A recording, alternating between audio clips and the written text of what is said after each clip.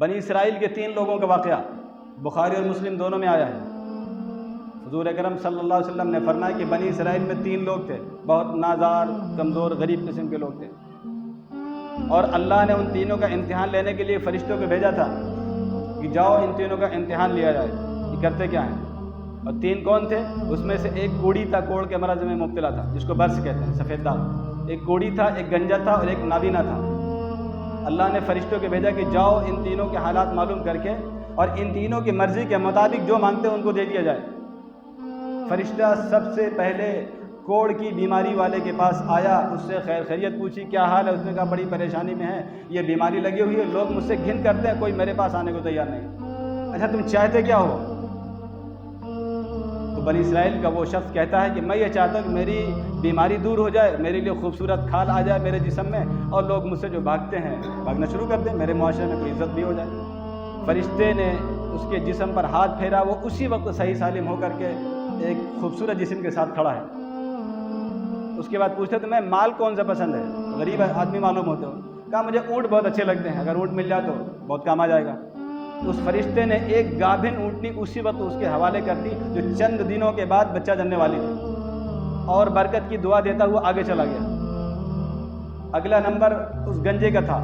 گنجے کے پاس گیا، اس سے خیریت پوچھی، کیا حال ہے؟ کا بڑی پریشانی میں، سر میں بال نہیں اور لوگ گھن کرتے ہیں، شکل صورت اچھی نہیں ہے، بڑی پریشانی، معاشرے سے کٹا ہوا ہوں، کیا چاہتے ہو؟ میری بیماری دور ہو جائے، سر پہ خوبصورت سے بال آ جائیں، بس میں یہی چاہتا ہوں۔ فرشتے نے سر پہ ہاتھ پھیرا، دعا دی، بال اگائے اسی وقت۔ کہا مال کون سا پسند ہے؟ کہا گائے بہت اچھی لگتی ہے، گائے مل جائے تو بڑا نفع ہوگا۔ اسی وقت ایک گائے گابھن اس کے حوالے کی اور برکت کی دعا دے کر کے آگے بڑھا، نابینا کے پاس پہنچا تیسرے نمبر پہ۔ نابینا سے خیریت پوچھی، کیا حال ہے؟ کہا آنکھوں سے نابینا ہوں۔ کہا کیا چاہتے ہو؟ کہا بس یہی چاہتا ہوں میری آنکھ کی روشنی آ جائے، دنیا دیکھنے لگوں، بس اور کیا چاہیے مجھے؟ نابینے کو آنکھ چاہیے، اور کیا چاہیے تھا؟ اس نے اس کے آنکھ پر ہاتھ پھیرا، اس کی بینائی واپس آ گئی۔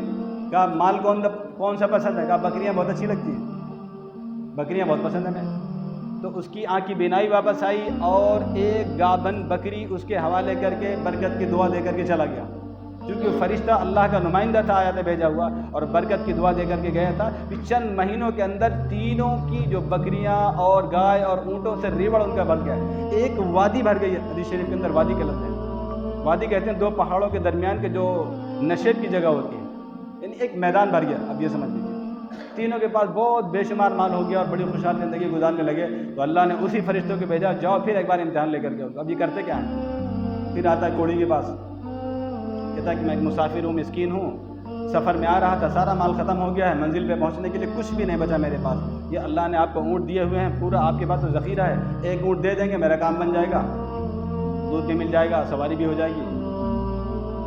تو کہتا ہے کہ نہیں، میرے اوپر بہت بڑی ذمہ داریاں ہیں، تم مسافر کہاں سے آئے ہو، جھوٹے ہو سچے ہو کچھ پتہ نہیں ہے، لہذا میں دینے والا نہیں ہوں، بڑی اور بھی میرے بھی ذمہ داریاں، رشتہ دار ہیں، گھر والے ہیں، پڑوسی ہیں، لہذا میں کچھ دینے والا نہیں ہوں تمہیں، مجھے پریشان مت کرو، چلے جاؤ۔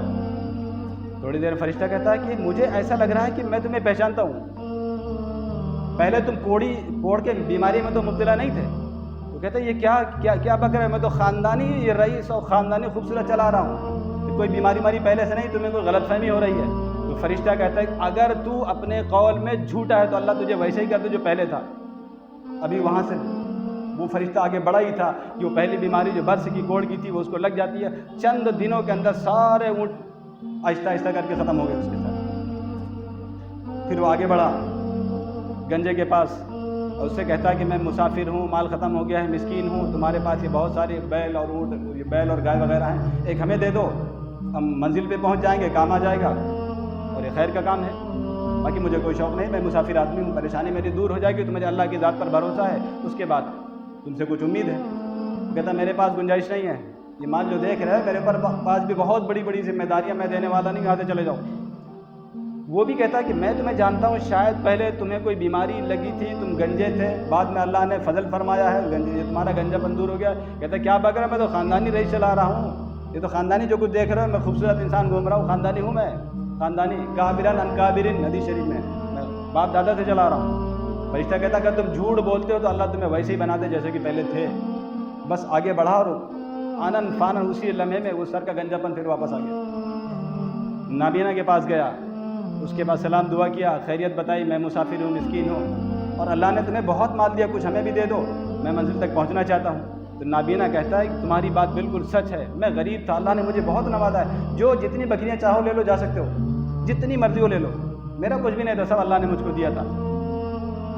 پھر وہ کہتا ہے کہ شاید تم پہلے کبھی نابینا بھی ہوا کرتے تھے۔ کہا تم یہ بات بھی تمہاری سچ ہے، اب میں نابینا تھا اور ایک اللہ کا کوئی نیک بندہ آیا تھا، اس نے مجھے دعا دی تھی، میں بینا ہو گیا تھا، یہ ساری باتیں بالکل صحیح ہیں، بس تمہیں جو مرضی ہو لے کر کے یہاں سے جا سکتے ہو۔ فرشتہ کہتا ہے کہ اللہ نے امتحان کے لیے بھیجا تھا، تمہارے اسی محلے میں جو 3 لوگ رہتے ہیں، گنجا تھا، کوڑی تھا، نابینا تھا، اللہ تم سے راضی ہو گئے، تم نے سچ بولا ہے اور تم نے اللہ کی جو منشا تھی، اللہ کے جو فرمان تھے، تم اس پر پورے اترے ہو، لہذا یہ ساری بکریاں تمہاری، یہ آنکھیں بھی تمہاری واپس ہونے والی نہیں ہیں، تم اسی کے ساتھ عیش کی زندگی گزارو گے انشاءاللہ۔ اور اللہ نے ان دونوں کو اسی حال میں واپس کر دیا پھر۔ تو بنی اسرائیل کا واقعہ سنا کر کے اللہ کے نبی کوئی لطیفہ نہیں سنا رہے، یہ امت کے لیے رہنمائی ہے، امت کی ہدایت کے لیے ایک بہت بڑا راستہ ہے کہ امت کے لوگوں یہاں پر بھی اللہ نے مال دیا تو اس کے پیچھے امتحان لگا ہوا ہے، اور یہ اللہ کی شان ہے، کسی کو اللہ مال دے کر کے امتحان لیتے ہیں اور کسی سے مال چھین کر کے امتحان لیتے ہیں۔ جن کو مال نہیں دیا پریشان نہ ہو، اللہ کی منشا ہی وہی ہے کہ جس حال میں ہو اللہ وہی اسی اعتبار سے خدمت لینا چاہتے ہیں۔